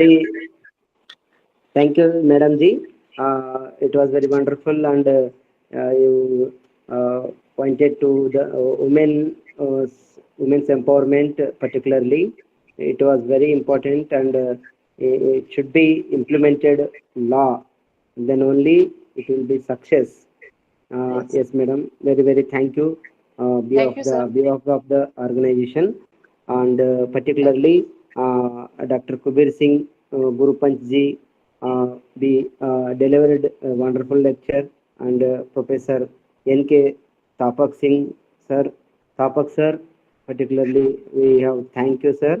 Then Dr. Jitendra Kumar Singh sir ji ka bhi abar, and very thank you sir in this session. Then Dr. Richa Singh madam, orally this was a great session, and I want to invite paper presenters. I am requesting, I think ready, the Dr. Suresh Kumar sir, Human Rights and Constitutional Values, Associate Professor. Please, are you ready, sir? Yes, please. Are you ready? Suresh Kumar, sir. Are you here?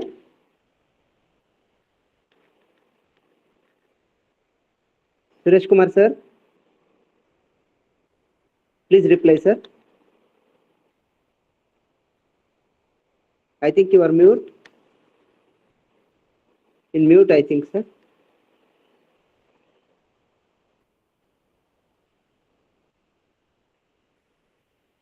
Dr. Suresh Kumar, sir.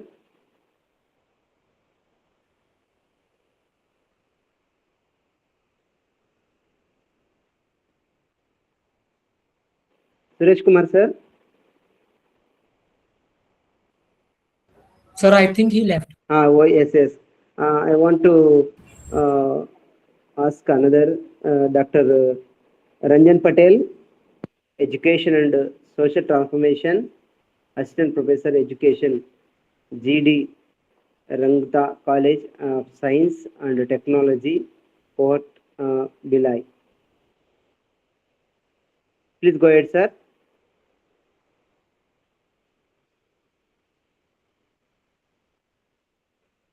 Sir, Dr. Ranjana Patel, you're cordially inviting. Please present your paper. Are you here? Ranjana Patel, please respond. Ranjana Patel ji, please respond. I think you're not here. May I go another? Dr. Ranjana Patel, please present your paper. I think not here. MS. Then Dr. Vidyatma Sharma, please. Third number. Dr. Vidyatma Sharma, sir, please, the role of social entrepreneurship in achieving the Sustainable Development Goals, a study. Assistant Professor, Amity Law School of Amity University, Madhya Pradesh. Please.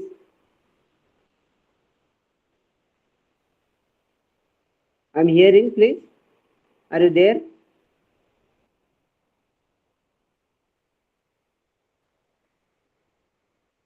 People are not here. Please. आज का जो serial number है 1 से 10 तक, sir इनमें से किसी का प्रेजेंटेशन के लिए सर 108 तो अपना प्रेजेंटेशन अजीत कुमार ओनली आज का जो हमारा प्रेजेंटेशन का रेफरेंस नंबर है 101 से 110 तक, 1 से 10 तक पेपर प्रेजेंटेशन। बाकी जो 108 सर प्रेजेंट करना चाह रहे हैं। कितना sir? 108 Ajit Kumar. Okay, please start. Yes, sir. I'm coming you. Yes, Okay. Ajit Kumar, please. Panchayat Raj and Rural Development. रहेगा आज का। Yes, sir. Yes, sir. Yes, Go sir. ahead. From WhatsApp group में list डाला है, आप अपना presentation number check कर सकते हैं। Okay, okay. No, sir. Yes. Start only Okay. 5 to 10 minutes. Please start. Oh, okay, sir. Okay, sir. Yes, good my to see topic you, is, sir. What happened, sir? Okay, I am ready to start, Yes, sir. Good to see you. Go ahead, sir. Go ahead. Present your Okay, paper, sir. Thank you. The role of Panchayati Raj systems in rural development of Bihar. My topic is especially for Bihar. Panchayats have been the backbone of Indian villages since the beginning of recorded history. Panchayat Raj is a system of governance in which Gram Panchayats are the basic units of administration. Panchayat Raj institutions have been involved in the programming implementation, and they constitute the core of the decentralized development of planning and its implementation. Panchayat Raj institutions aim at translating the translating the Gandhian dream of village self-governance and becoming an effective tool of rural development and reconstruction. Since 1959, almost all rural development departments have been executing their programs, their PRIS, with the implementation of state acts under the spirit of 73rd Constitutional Amendment. A clear-cut role of Panchayat Raj institutions in rural development has been invested. Panchayat Raj institutions are the third tier of Indian government decentralized system. After the central and state governments, Panchayat Raj is one of the most impressive social and political changes since independence as the third stage of the decentralized government. But Panchayat bodies confront several difficult problems nowadays. The Panchayat Raj institutions in which research focused on rural development and Panchayat Raj have a leak of real transfer of funding functions and officials throughout the states. Panchayat Raj system in India exemplary tells PRI is changing operation of PRI. Rural development and perspective rural development before independence, rural development after independence, rural development efforts, role in rural development planning for Panchayati Raj institution and rural development strategies. The government of India and the different state governments are now increasingly seeking the assistance of the PRI institution in the implementation of various schemes such well as poverty alleviation programs. The objectives of PRI is assistance to the economically weaker section of the community, coherence and cooperative self-help in the community, development of cooperative institutions, development of local resources including the utilization of manpower.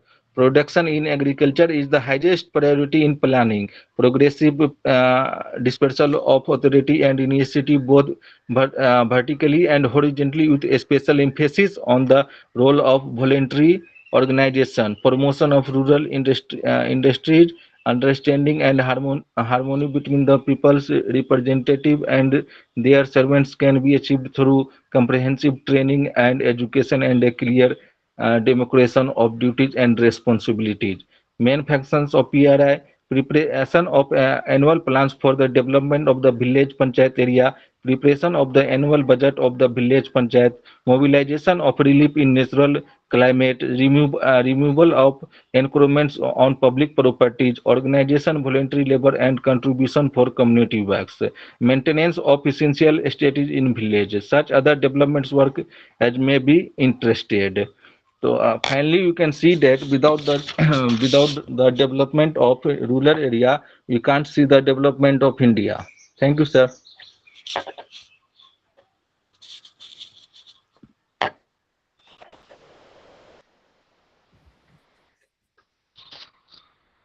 Hello.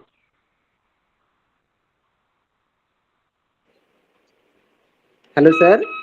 Okay, sir. I have completed, yes, sir. sir. It was good, and thank you, sir. Okay. You presented Yeah. good and effectively. Thank you. Okay. And Thank you.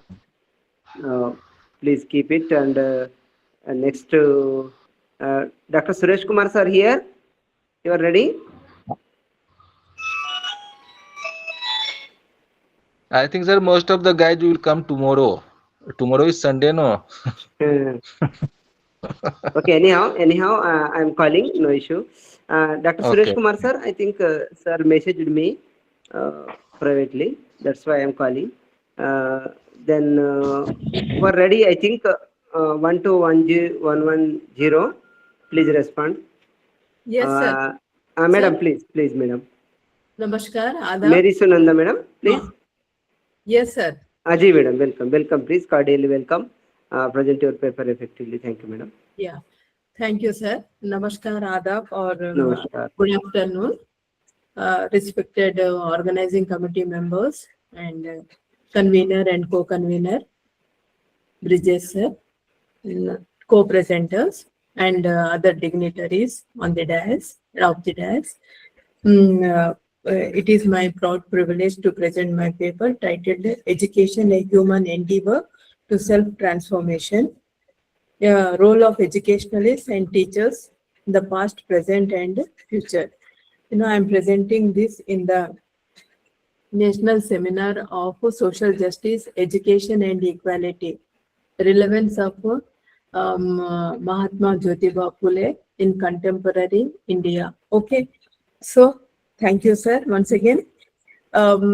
Education and social transformation. How social transformation continues? There is an interrelatedness between education and social transformation, and this topic was selected for this conference, and I studied the objectives of this topic from the secondary data, by choosing the secondary data like magazines, by studying the magazines, newspapers, and articles, and research theses. Okay, so what is education? Education is a continuous endeavor of the human beings. Look at a student of graduation, look at a student of 10th class. He's continuously putting on effort, The endeavor means what? Sustained effort to achieve something from the past till the present. So it is in the form of knowledge, it is in the form of skills. Okay, so education really has a role to play in self-transformation and societal development. Okay, we all know in our society we see animals also. Animals live, domesticated animals live in our surrounding areas. Okay, then they also learn. Okay, but how human beings are doing? Human beings, if you look at this juncture, I would like to say that human beings started schools, human beings started education institutions, human beings started. For example, look at the work of the ISSMWA. It is doing the role of university. It is doing the responsibility of a teacher. This is what transformation in the society roles. Earlier in the past, school, ashrama school, a guru was there, and people used to go, and students used to go and learn there for 10 years and come back home and take up the family matters. Now, transformation means what? Transformation in the structural setup.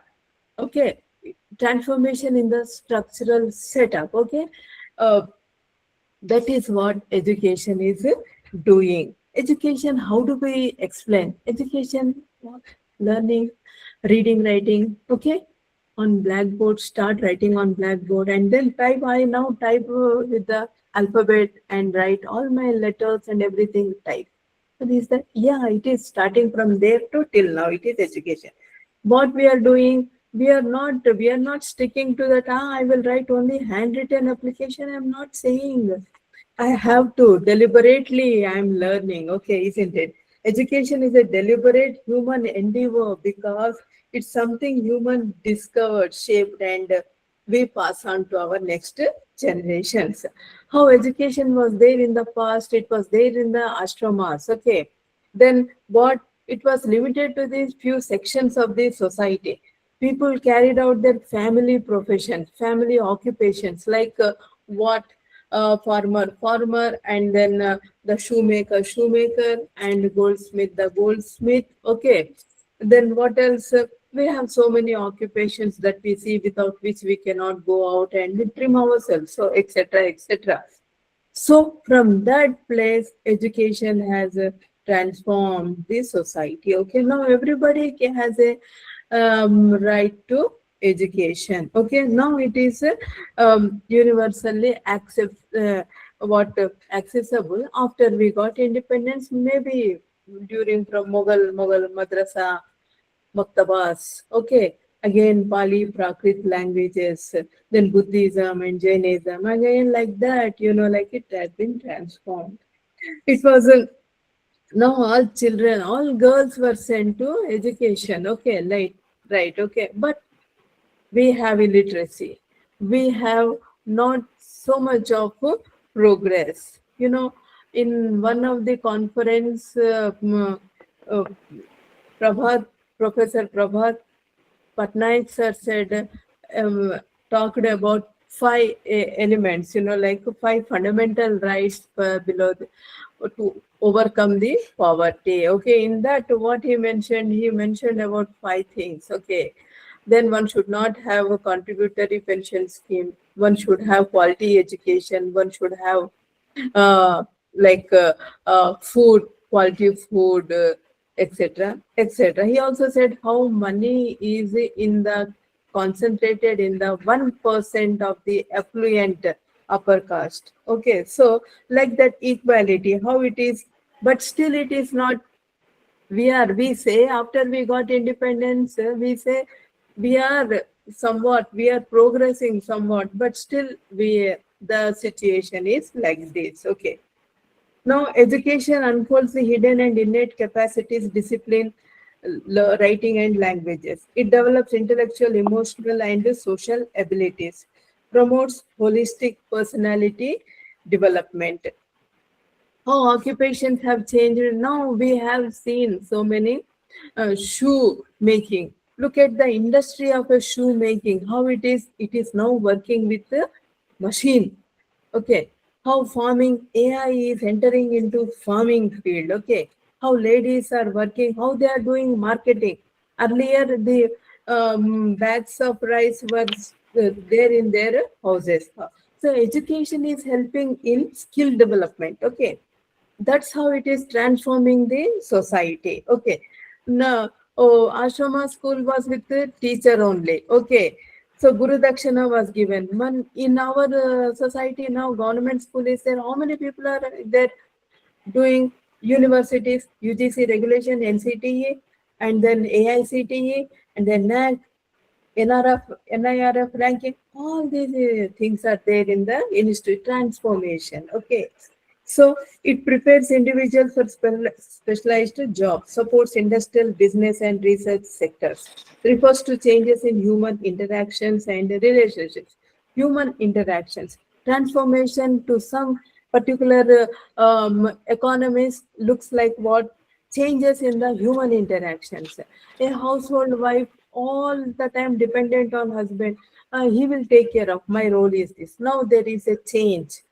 She is talking to the milk vendor, she is talking to somebody, she is talking to the auto driver of the children, she is talking to the principal of the high school, she is talking to the some housemaid, everybody she is talking. That is where the interactions have been altered.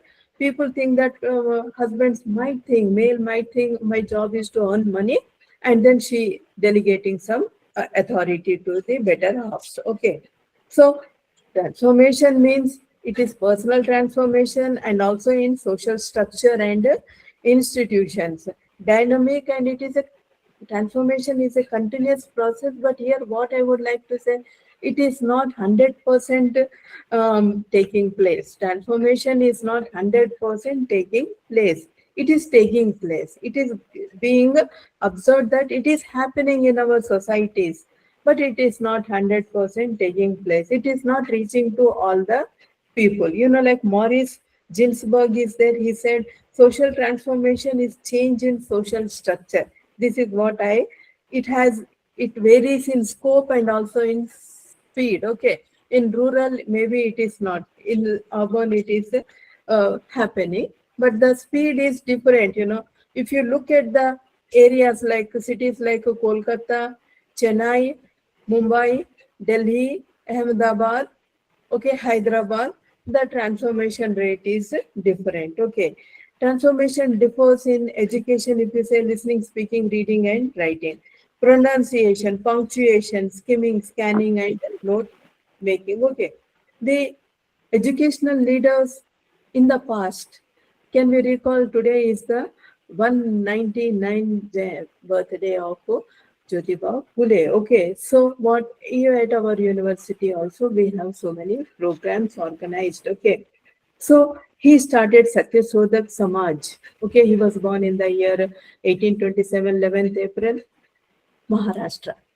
Okay, then Swami Dayananda Saraswati did something for Bombay. He was born in that area. Then you have Ishwar Chandra Vidyasagar taking birth in the year 1820. So these are the various leaders, like how can we forget Raja Ram Mohan Rai? Okay, then Gujarat Mahatma Gandhi. Okay, so Brahma Samaj, Arya Samaj.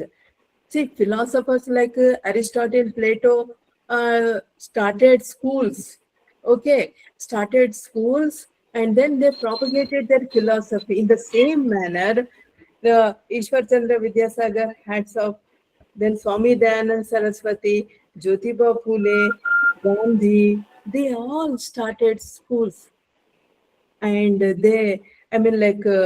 Samaj organizations, and they did some work, but it started, but could not spread for years together.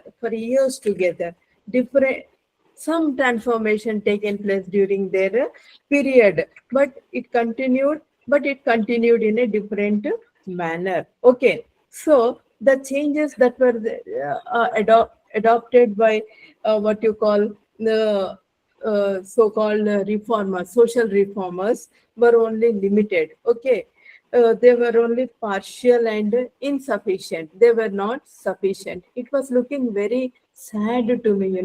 One of our speakers said, Jyotibai Phule started a small organization, for a widow. After one is becoming a widow, she is shaving her head and wearing a white sari, having a lot of potential inside. For such ladies, they did. It continued. It is an inspiration for all of us to carry out his legacy. Okay, so it is it has relationship, like education and social. It is not simple and one directional. Education is nowadays playing the dual role, conservative role and radical. Okay, so the role of the teachers, what is the role of the teachers nowadays is very dynamic. Educationalist role is very dynamic. They are the agents of the social change. They shape the values, attitudes and thinking of the students of the future generation. Now you see MNCs. What is happening in MNC? AI is coming from where? MNC. Okay, AI is coming from MNC. It is now a school. It is now a school, a teacher. Okay, so Jyotiba Phule played the role. He was a teacher, he was a reformer, he was a good husband, he was a good friend, and he was a many more things, modern education, teacher, etc., etc. Now the teachers can play autonomous role. The destiny of India is now shaped being in her classroom. Today is second Saturday. If that had been another working day, I would have asked them, some of them, to open their rooms and show what is happening in the classroom. The destiny of India is now being shaped in her classroom. Okay, what teacher should be given the autonomy to teach all the subjects. Okay, why some restrictions should not be put on teachers to if we want the transformation to start from classroom. Okay, if you want, because 1966 Kothari Education Commission says destiny of India is now being shaped in her classroom. Okay, so it is a collective responsibility. Transformation should happen in this society. School is a miniature society. Without school, how can we imagine a community? The stakeholders of the school education are so many parents, students, the policy makers, educational planners, so many bodies, regulating bodies, administrators, institutions, heads of the institutions, private institutions. How a single man has started a education institution, how he is doing so much of work in the society. Okay, so like that it should progress. With regard to future perspectives, there are future perspectives for education to really work for transformation. There is need for inclusive and equitable education. Means what? Earlier, Telugu medium students had English textbook, a lesser content. Standards. What standards? Academic standards are fixed for the high school students in the year 2011. Okay, so before prior to that, Telugu medium, mother tongue medium school students, they thought English textbook should be lesser important. FSSAI means what? Food Security Standards Authority of India. It has standards. In the same manner, the learning standards are fixed for the 8th, 9th, 10th, 1, 2, 3, 4, 5 classes. Okay, so like that, the equitable education means what? Now equity has been maintained, where only in one area. All Telugu medium means what? Mother tongue medium school students and English medium school students have the same textbook in Telangana. Equity in that manner. Okay, so like that we should have equality and equity, which is a very, very what you call very difficult to understand and talk about equity. Okay, and emphasis on critical thinking and innovation, and teachers should be given the autonomous teachers and facilitators of transformation. In conclusion, I would like to say education is key to self and social transformation, requires collective effort. Teachers and educationalists must lead change. Transformation must be holistic and sustainable.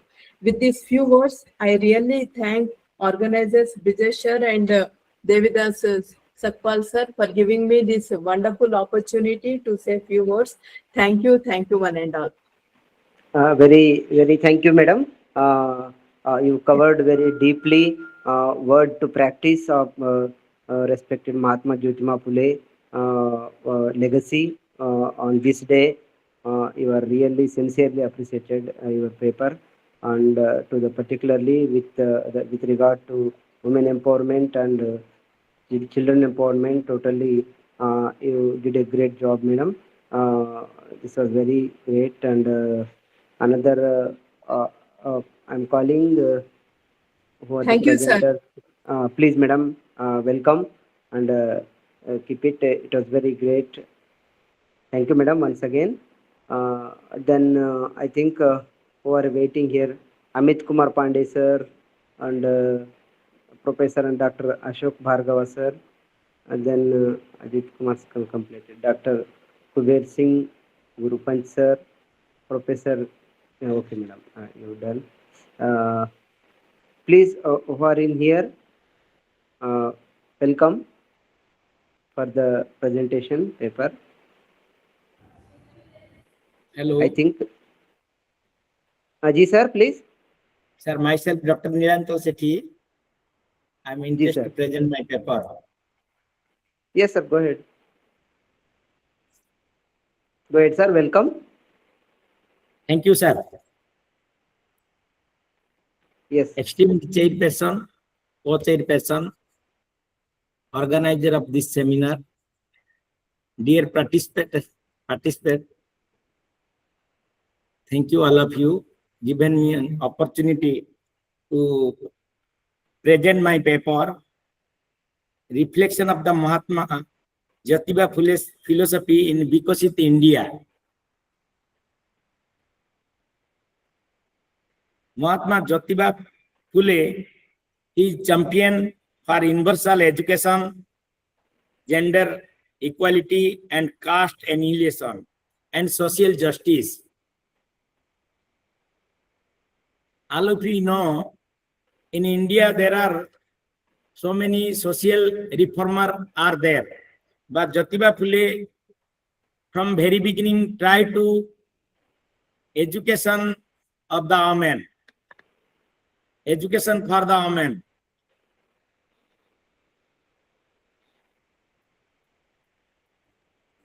All of you know, education is the key of the development. And the renowned person tried to develop, to provide social justice and establish in social justice in society. Because during that time there are so many discrimination are there in society. It may be a caste related or it may be a gender related discrimination are there. He first tried to educate the women and the girls, because of if women are well educated, ultimately it helps the development of the nation, because education is the key of the development. And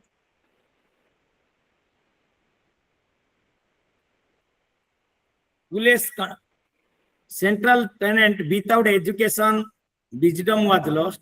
Without wisdom, moral were lost. Without morals, development was lost. So right to education for the all, it is very essential for the development of the nation. At the same time, social justice in society, there are, from very beginning, there are so many discrimination are there, and social reformers are try to minimize the social discrimination. At the same time, the Constitution of India and other law are there, and that help assist in time to time the social discrimination are minimized in present context.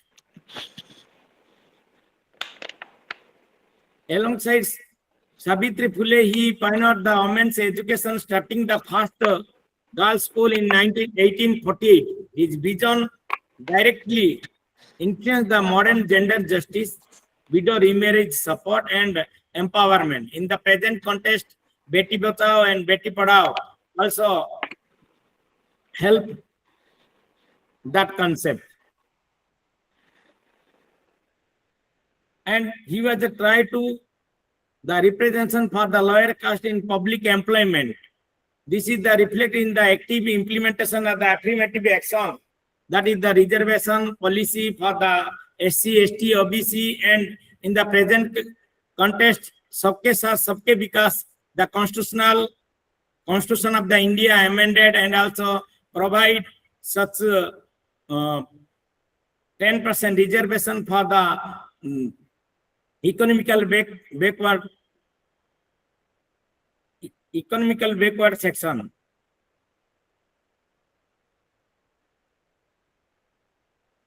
Phule started an infanticide prevention center and advocate for the orphanage.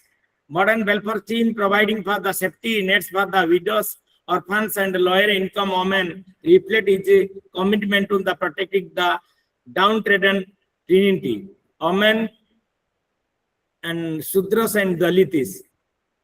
In the present context, nobody is the above the law, and according to Article 14, all are equal in the eye of the law. And the state and also law of this nation try to establish and minimize the discrimination.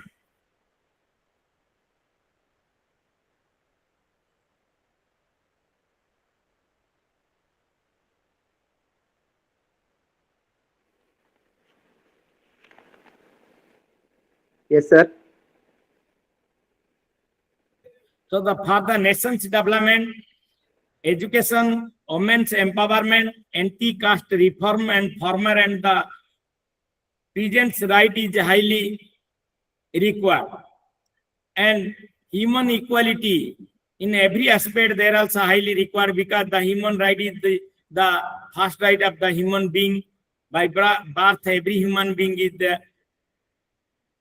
has the right to equality. So the Jyotiba Phule is champion for the all these bad evils which are prevail during that time, and time to time it in present context minimized.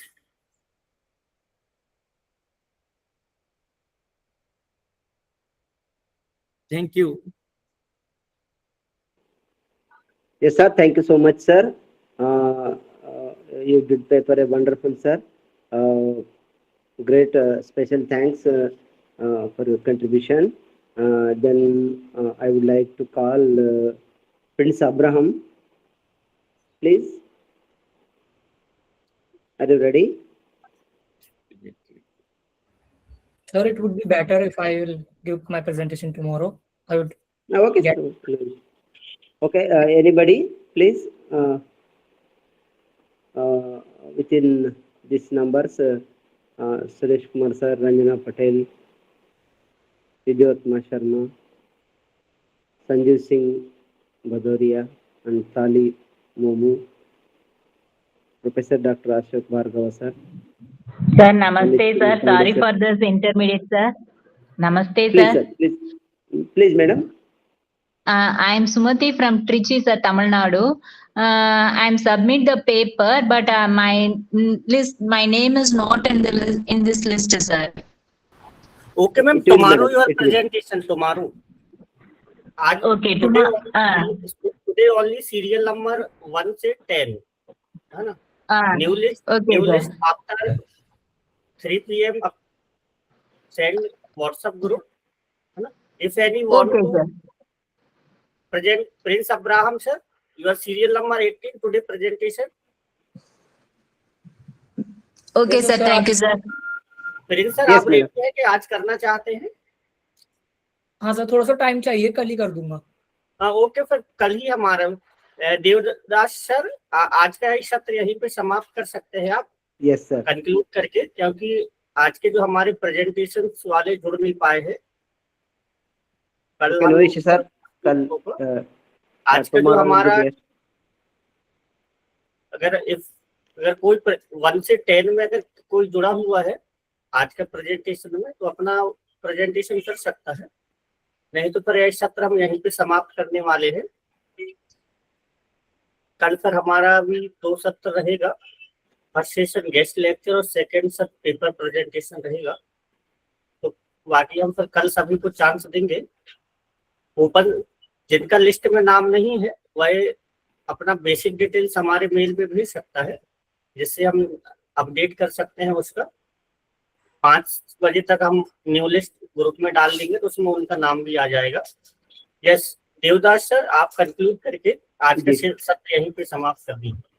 Yes, sir. This was wonderful session on the occasion of Mahatma Jyotiba Phule Jayanti, social justice, education and equality, relevance of Mahatma Jyotiba Phule in contemporary India.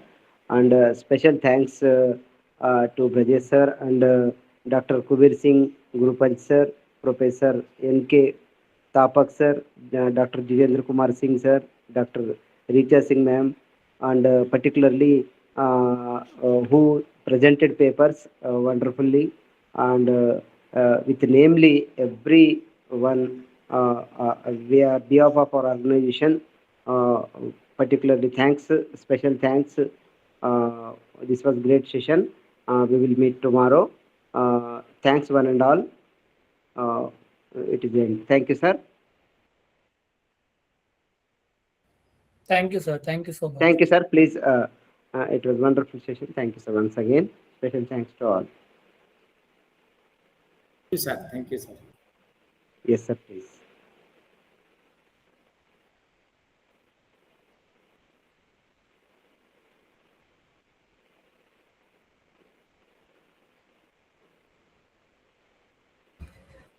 Sir, shall we leave?